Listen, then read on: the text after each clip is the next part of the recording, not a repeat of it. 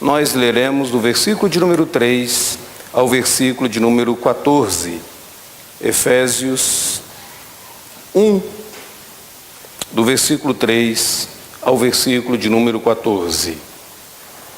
Diz assim o texto bíblico: Bendito Deus e Pai, Jesus Cristo, que nos tem abençoado com toda sorte de bênção espiritual nas regiões celestiais em Cristo, assim como nos escolheu nele antes da fundação do mundo, para sermos santos e irrepreensíveis perante ele, e em amor nos predestinou para ele, para a adoção de filhos, por meio de Jesus Cristo, segundo o beneplácito de sua vontade, para louvor da glória de sua graça, que ele nos concedeu gratuitamente no amado, no qual temos a redenção, pelo seu sangue, a remissão dos pecados, segundo a riqueza da sua graça, que Deus derramou abundantemente sobre nós, em toda sabedoria e prudência, desvendando-nos o mistério da sua vontade, segundo o seu beneplácito que propusera em Cristo, de fazer convergir nele, na dispensação da plenitude dos tempos, todas as coisas,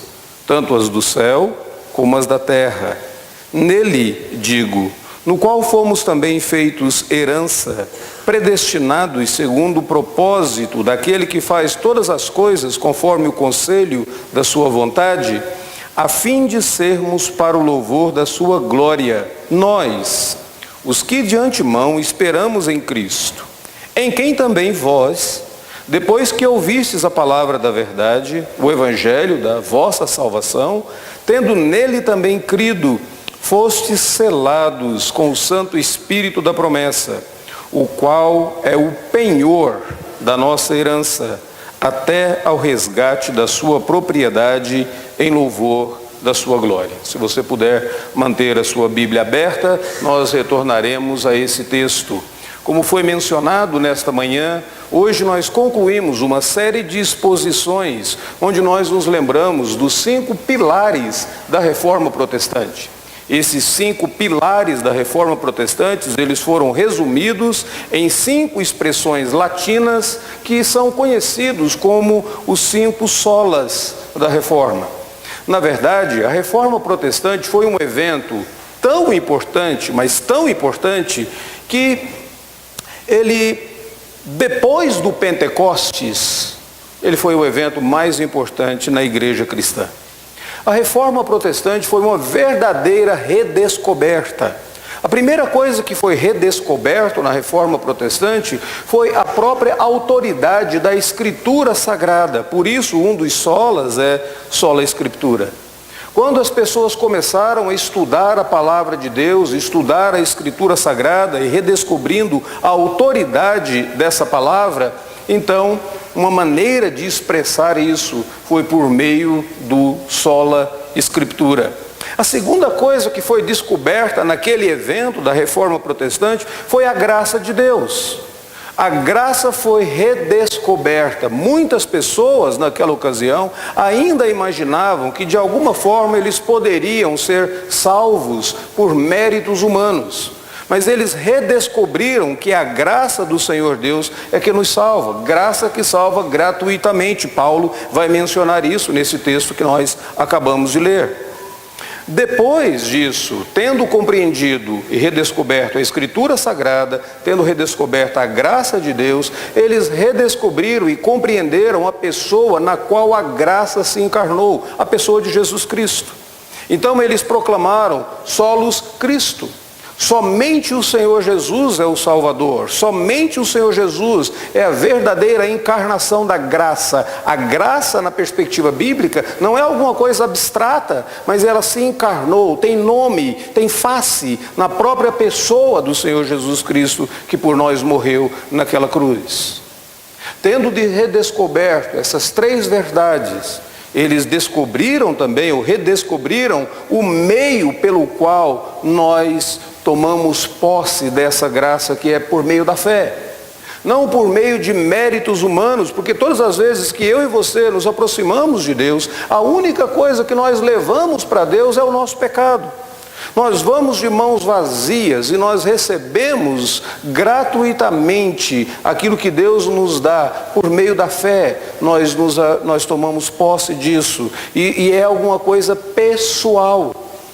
Tudo aquilo que o Senhor Jesus Cristo fez na cruz do Calvário não teria nenhum valor para mim ou para você, se pessoalmente eu e você não crêssemos no Senhor Jesus Cristo. Então é por meio da fé. Mas todas essas verdades, todos esses pilares culminavam para o último deles, que é somente a Deus a glória. Na obra da salvação, somente o Senhor Deus recebe a glória. E é sobre isso que eu gostaria de falar nessa manhã com você. Mas falar sobre a glória de Deus nos dias em que nós vivemos soa totalmente estrangeiro. Até mesmo a expressão é latina, não é? Soli Deo Glória, então é uma língua estrangeira. Mas soa totalmente estrangeiro, mas não apenas estrangeiro. Soa totalmente alienígena. O conceito de que toda a glória deva ser dada para Deus, na nossa geração, na nossa época, soa como alguma coisa totalmente alienígena. E sabe por quê? Em primeiro lugar, nós somos uma geração narcisista. Nós somos uma geração preocupada conosco mesmos. Nossa geração é tão narcisista que nós gostamos de tirar selfie e postar os nossos selfies por aí e mandar fotos de nós mesmos para outras pessoas que nem estão interessadas em nós. Colocamos no Facebook, mandamos por WhatsApp. Nós somos narcisistas. Nós estamos preocupados com a nossa felicidade, nós estamos preocupados com o nosso prazer, nós estamos preocupados com a nossa glória, nós estamos preocupados em receber alguma coisa para nós. Nós muitas vezes vivemos como se nós fôssemos o centro do universo. Muitas das nossas discussões, muitos dos nossos atritos relacionais, eles acontecem porque de alguma maneira alguém nos desafia e nós percebemos que não somos o centro do universo e percebemos que tem outra pessoa nesse universo e nós não gostamos dela. Narciso acha feio o que não é feio, como diria Caetano Veloso. E nós achamos feio quando as pessoas apontam o dedo para nós e mostram alguma coisa em nós que nós não gostamos. Por isso nós temos nossos atritos com outras pessoas. Nós nos interessamos por Deus, mas o nosso interesse em Deus, na maioria das vezes, é motivado pelo que nós iremos receber de Deus. Qual será a próxima bênção de Deus? Deus vai me dar um namorado, Deus vai me dar uma carreira de sucesso, Deus vai me dar um novo emprego, Deus vai curar a minha enfermidade. Se você observar o quanto nós nos aproximamos de Deus, interessados em nós mesmos, basta você considerar a lista de pedidos de orações. Quando a igreja se reúne e alguém diz, tem algum pedido de oração para fazer? Na maioria deles são petições materiais. Peço pela minha saúde, peço pela minha felicidade, peço pela minha carreira, peço pelo meu emprego, peço pela minha condição financeira, eu peço por um namorado ou por uma namorada. Nós estamos interessados em nós mesmos. Deixa eu fazer uma pergunta, e você não precisa me responder, mas qual foi a última vez que você perdeu o sono tentando compreender como você poderia glorificar melhor a Deus? Geralmente você perde o sono quando a situação financeira está ruim, ou quando existe alguma enfermidade na família, mas perder o sono, porque eu estou tão interessado em glorificar a Deus, e de alguma maneira eu não estou vivendo para a glória de Deus. Qual foi a última vez que isso aconteceu contigo? Falar sobre Soli Deo Glória na nossa geração é como se nós estivéssemos tratando de um conceito totalmente alienígena. Todavia, o tema da glória de Deus está presente em todas as maneiras como Deus tem se revelado a nós. A Bíblia diz que quando você olha para a criação, você pode perceber, os céus proclamam a glória de Deus e o firmamento anuncia as obras das suas mãos. O apóstolo Paulo escreve dizendo que os atributos invisíveis de Deus, seu eterno poder e até mesmo a glória da sua divindade são claramente reconhecidos desde o princípio do mundo. E todas as vezes que Deus interveio na história, todas as vezes que o Senhor Deus de fato atuou na história, Ele fez isso com o propósito de manifestar a sua glória. Quando nós lemos lá no livro de Êxodo, quando Deus apareceu no Monte Sinai para o povo de Israel, a Bíblia diz assim: e a glória do Senhor pousou sobre o Monte Sinai. Quando o próprio Jesus Cristo se encarnou, a Bíblia diz: e o Verbo se fez carne e habitou entre nós, cheio de graça e de verdade. Nós vimos a sua glória, glória como do unigênito do Pai. O escritor de Hebreus, ao falar de Jesus, ele diz assim: ele que é o resplendor da glória, a expressão exata do ser de Deus. Que coisa interessante. Todas as vezes que Deus se manifestou, o propósito dele era expressar, deixar bem claro a glória dele para as pessoas ao redor. Na verdade, a própria palavra glória é identificada com a pessoa de Deus. No Antigo Testamento, Deus é chamado de a glória de Israel. A glória de Israel, não mente.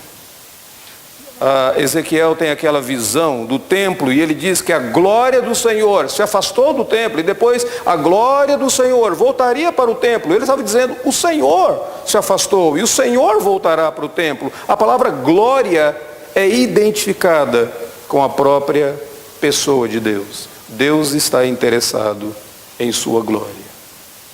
Como é que eu e você podemos compreender a importância da glória de Deus e de alguma forma vivermos para a glória de Deus? Esse texto que nós acabamos de ler é um excelente texto que nos orienta nesse sentido. Se você observar esse texto na carta aos Efésios, é talvez um dos textos mais ricos que nós temos na Escritura Sagrada. Quando Paulo escreveu essa carta, Paulo estava preso. Imagine você, membro daquela igreja em Éfeso, e agora o grande apóstolo Paulo preso. Certamente você ficaria um tanto quanto desanimado com tudo aquilo, e você diria: e agora? O que vai acontecer? Pois bem, Paulo escreve essa carta aos Efésios para aquela igreja, e no capítulo 1 ele diz que a própria prisão dele fazia parte dos eternos desígnios de Deus, porque tudo que Deus faz para a sua glória. Se você analisar do versículo de número 3 até o versículo de número 14, você não viu pontos aí. Você vai dizer: mas tem ponto e vírgula. Certo, mas no original, no grego, não existia nem ponto nem vírgula. Na verdade, essa é a maior sentença que alguém encontra em toda a Bíblia Sagrada. Se você ler esse texto todo sem considerar as vírgulas e os pontos, falta ar. Você começa a ler e chega um determinado momento, você precisa respirar, falta ar, porque essa é uma longa sentença, talvez a maior sentença de todo o Novo Testamento. Embora seja uma longa sentença, não pense você que o apóstolo Paulo escreveu só porque ele estava assim tão empolgado que ele não conseguiu parar. Ele escreveu e ele coloca algumas divisões nessa sentença. Observe que ela está dividida em 3 tópicos distintos, cada um dos tópicos falando sobre uma das pessoas da Trindade. Ele vai dizer do versículo de número 3 até o versículo de número 6, o que o Pai fez, bendito Deus e Pai de nosso Senhor Jesus Cristo. Depois vai dizer o que ele fez. Do versículo de número 7 até o versículo de número 12, ele vai dizer o que o Filho realizou, o amado de Deus, o que ele fez. E por último, do versículo de número 13 e 14, ele diz o que o Espírito Santo de Deus faz em nós. Então você tem essas 3 divisões nessa longa sentença na carta aos Efésios. O que é interessante é que todas as vezes que uma dessas divisões termina, ela termina com a frase: para louvor da sua glória. O que o Pai faz? O Pai faz todas essas coisas para louvor da sua glória. O que o Filho fez? Todas essas coisas para o louvor da sua glória. O que o Espírito Santo faz? Todas essas coisas para o louvor da sua glória.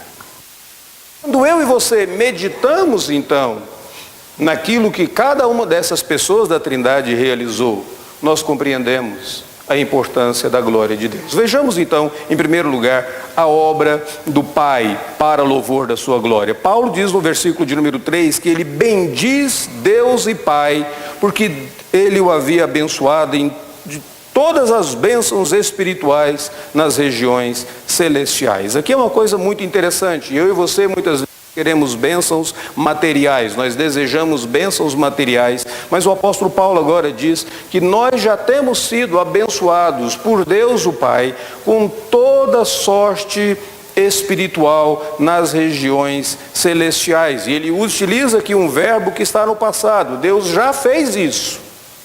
E essas bênçãos que já aconteceram no passado, elas continuam se estendendo para mim e para você, como quando alguém joga uma pedra em um lago e você começa a observar aquelas ondas sendo realizadas. A pedra da bênção de Deus, desde a eternidade, já foi lançada. E eu e você agora colhemos essas bênçãos de Deus Pai na nossa vida. Quais são elas? Observe no versículo os versículos que nós lemos. Ele diz no versículo de número 4, assim como Ele nos escolheu. Deus nos escolheu. Deus nos elegeu. Se você disser, eu não compreendo a eleição, ok, eu entendo o que você me diz, mas você não precisa negar essa realidade. O texto sagrado diz que o Senhor Deus nos escolheu, não porque nós fôssemos melhores do que outras pessoas, não porque fôssemos mais belos, não porque haveria mais chance de nós ser de maneira alguma. Deus escolheu livremente, porque Ele assim o quis. Não havia nenhuma beleza em mim, em você, que pudesse de alguma forma ser a razão da escolha de Deus em mim, para mim, ou comigo e contigo. O Senhor Deus simplesmente, livremente, nos escolheu. E Paulo diz, isso deveria ser motivo de alegria. Você deveria, na verdade, olhar para a sua vida e dizer, Senhor, por que o Senhor escolheu a mim? Haveriam tantas outras pessoas melhores do que eu. Por que logo eu, Senhor? Porque eu que tenho sido rebelde, porque eu que tantas vezes tenho expresso a minha ingratidão a Ti. Mas a Escritura Sagrada diz que uma das bênçãos de Deus, o Pai, foi que Ele colocou o coração em nós. Ele nos amou, Ele nos escolheu, desde antes da fundação do mundo. Não porque você era bom, mas de um ato da sua bondade, da sua misericórdia, Ele escolheu. A igreja é um grupo de pecadores escolhidos de outros pecadores. Para quê? Para a glória de Deus Pai.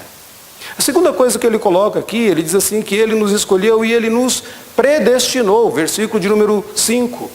A palavra predestinar significa deu um destino, a sua vida tem um sentido, a sua vida tem um alvo, a sua vida tem um objetivo. Deus já deu um destino para a vida daqueles que pertencem a Ele. Muitas vezes na minha vida e na sua vida nós falamos, eu queria encontrar o significado dessa existência, eu queria encontrar o propósito da minha vida, por que eu estou aqui no mundo, o que eu estou fazendo aqui no mundo. O texto bíblico diz que Deus o Pai já deu um destino para aqueles que foram escolhidos. E o seu destino é glorificar a Deus. E a Bíblia diz que Deus fez isso em amor.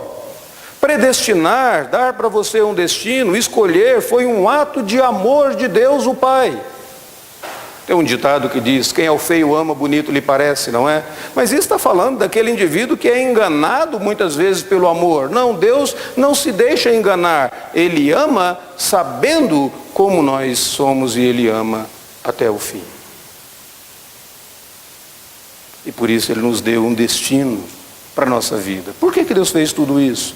Na somatória final, o apóstolo Paulo diz assim, para o louvor da sua glória. Ele fez todas essas coisas para que Ele receba a glória. Salvação, do início ao fim, é obra de Deus. Deus toma a iniciativa. Ele que se encarrega dela, para que Ele receba a glória. A segunda coisa que o apóstolo Paulo menciona para nós aí, é sobre o que nós temos na pessoa do amado, do Filho de Deus. Se você observar, ele vai dizer assim que Deus concedeu gratuitamente nesse amado. Versículo de número 7, no qual temos a redenção pelo seu sangue, a remissão dos pecados, segundo a riqueza da sua graça, que Ele derramou abundantemente sobre nós. E no versículo de número 6 diz que Ele nos concedeu de graça, gratuitamente. Essa expressão é muito engraçada, porque de graça, gratuitamente, você vai dizer, está repetindo, claro. Ele está repetindo, ele está enfatizando, e ele vai dizer o seguinte: de graça, gratuitamente, versículo de número 7, segundo a riqueza da sua graça. Você vai dizer, puxa vida, mas por que o apóstolo Paulo 3 vezes fala sobre isso? Ele está tão empolgado com a graça de Deus que ele não consegue parar de falar dela. Deus nos deu de graça, e para que você saiba, foi de graça mesmo. De graça gratuitamente, seria mais ou menos isso que ele estava dizendo. Então ele está enfatizando o que Deus concedeu. Em outras palavras, ele está dizendo, isso não é pelo seu mérito.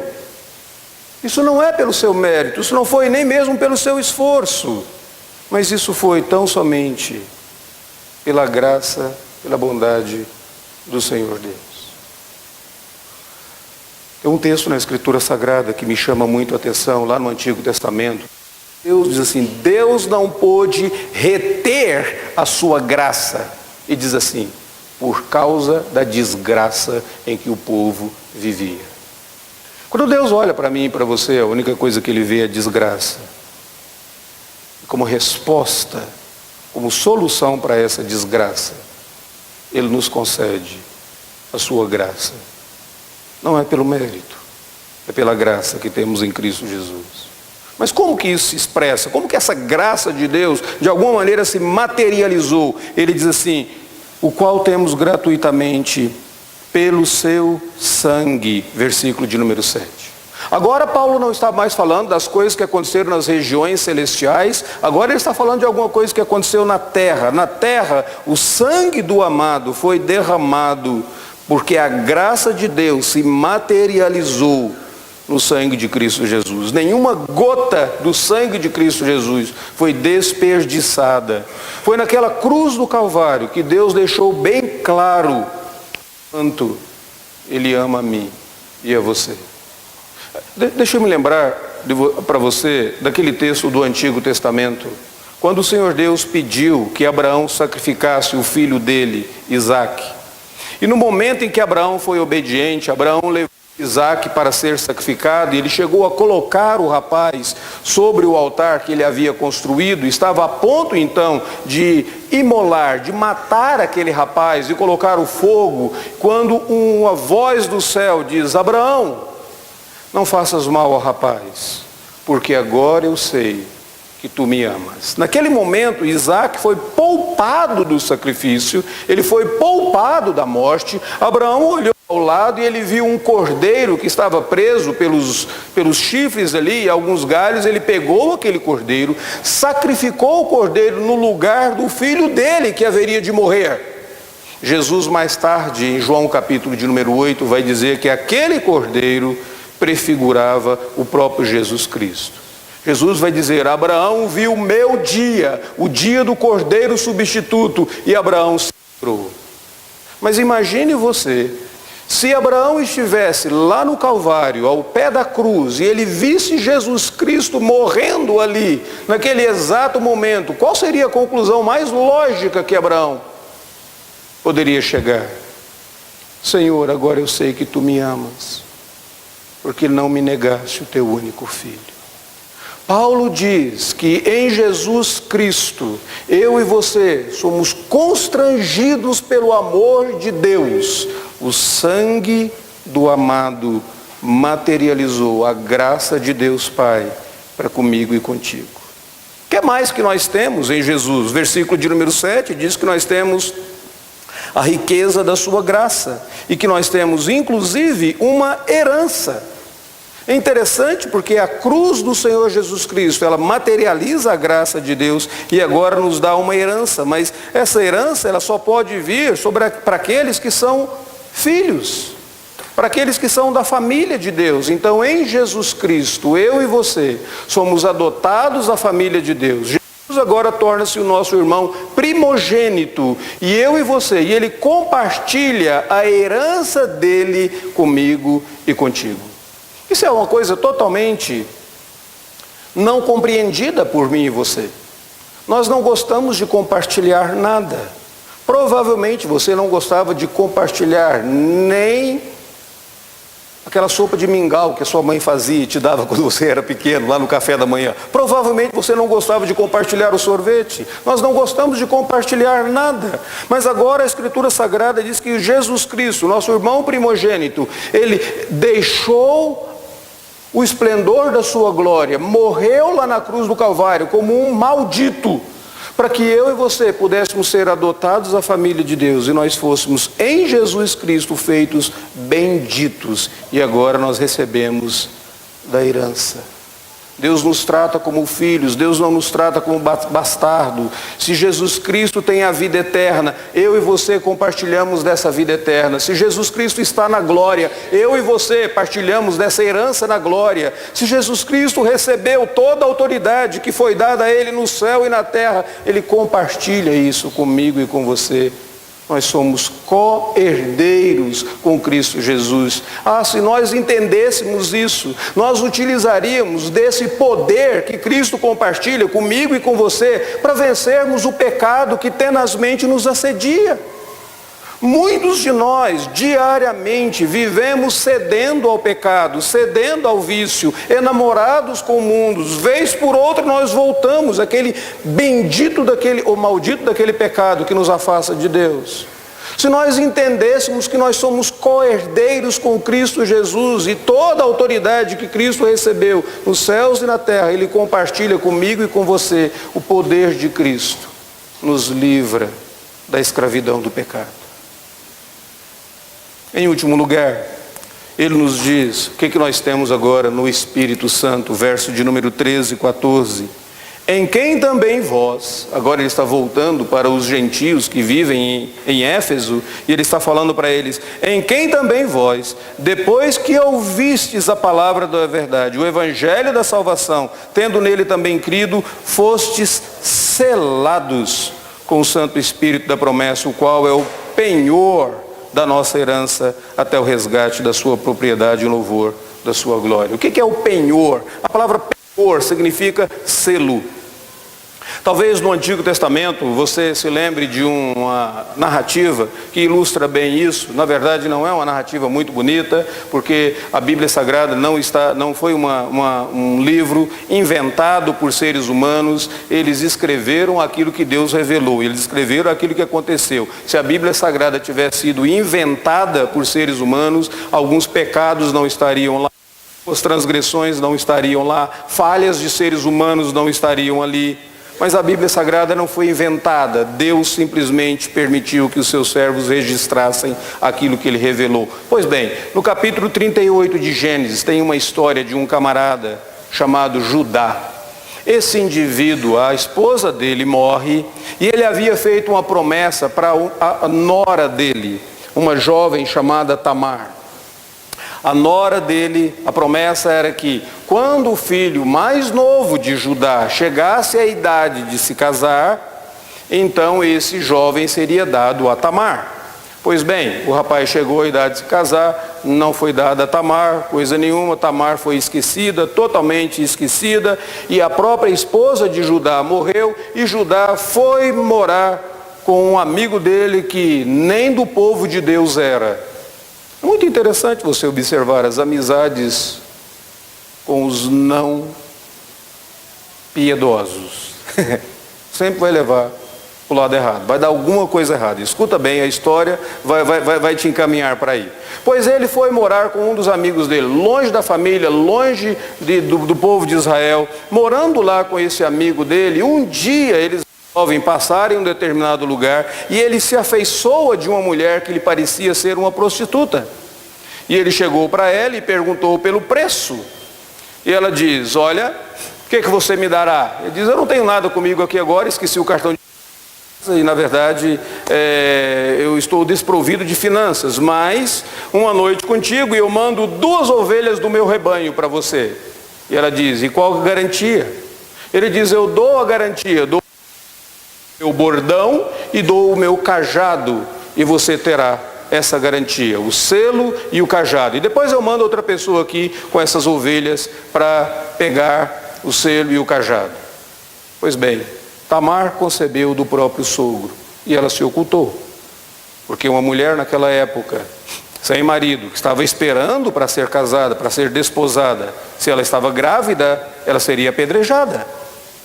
Quando ela ficou grávida, as pessoas disseram para Judá: tua nora, Tamar, está grávida. Judá disse: trazei-a para fora, para que ela seja apedrejada e depois talvez até mesmo queimada.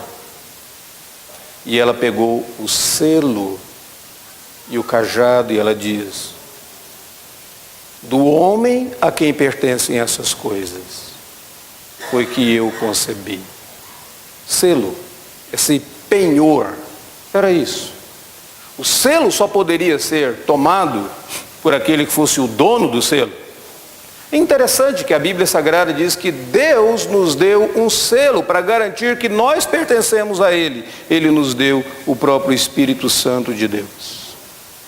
O próprio Espírito Santo de Deus é o penhor, é a garantia de que nós pertencemos a Ele e Jesus voltará para nos buscar. Mas é engraçado que o apóstolo Paulo diz assim para os Efésios: e a vós outros, a quem foi pregada a palavra, a pregação foi o meio como aquelas pessoas foram alcançadas. E agora, em todo esse processo da salvação, a eleição de Deus o Pai, a redenção do Filho e a habitação do Espírito Santo, eu e você somos convidados a participar, pregando a palavra de Deus também, para que outras pessoas sejam alcançadas. E tudo isso, a Bíblia diz, foi para o louvor da sua glória. Como que nós podemos aplicar isso agora à nossa vida? Em primeiro lugar, esse texto nos fala de que Deus governa toda a história. A vida não é sem sentido. A glória de Deus é o motivo central do seu plano. Eu e você não precisamos ficar com medo que alguma coisa vai acontecer errada, de que alguma coisa não vai acontecer, porque o próprio Deus diz: a minha glória eu não dou a outrem. Tudo o que Ele faz para o louvor da sua glória. O Deus que está interessado na minha redenção, na sua redenção, na minha transformação, na sua transformação, é o Deus que se penhora a mim e a você. E nós podemos ter tranquilidade no nosso coração. Segunda coisa, há razão para viver nesse mundo e glorificar a Deus. Glorificar a Deus é sair para participar da obra de chamar outros. Glorificar a Deus é você entender por que você existe. Que Deus, desde a fundação do universo, colocou o coração em você, enviou Jesus Cristo para a sua redenção, para você viver para a glória dele. Então amanhã, quando você estiver indo para o trabalho, amanhã, quando você olhar para o céu cinzento da cidade de São Paulo e ainda puder ver algumas luzes, lembre-se da glória de Deus, porque os céus proclamam a glória de Deus. E lembre-se que você está aqui para viver para a glória de Deus. Você está indo para aquele trabalho para glorificar Deus lá entre aquelas pessoas. Hoje, quando você estiver voltando para casa, depois do nosso culto, depois do nosso almoço, quando você estiver retomando para a sua casa, lembre-se, quando você chegar na sua família, na comunhão com os seus, você foi colocado nessa família para viver para a glória de Deus. E a maneira como você fala com seus pais, seus filhos, seu esposo, sua esposa, a maneira como você se relaciona, deve de alguma forma refletir a glória de Deus em você. Amanhã, quando você estiver estudando aquela matéria horrível que você tanto detesta, matemática, química, física, qualquer que seja ela, lembra que você está obtendo aquele conhecimento para se aperfeiçoar melhor, para viver para a glória de Deus, porque tudo o que Deus faz, inclusive você, Ele o fez para o louvor da sua glória. Só lhe deu glória. E aí esse conceito deixará de ser alienígena para você e ele fará parte do seu dia a dia. Vamos orar?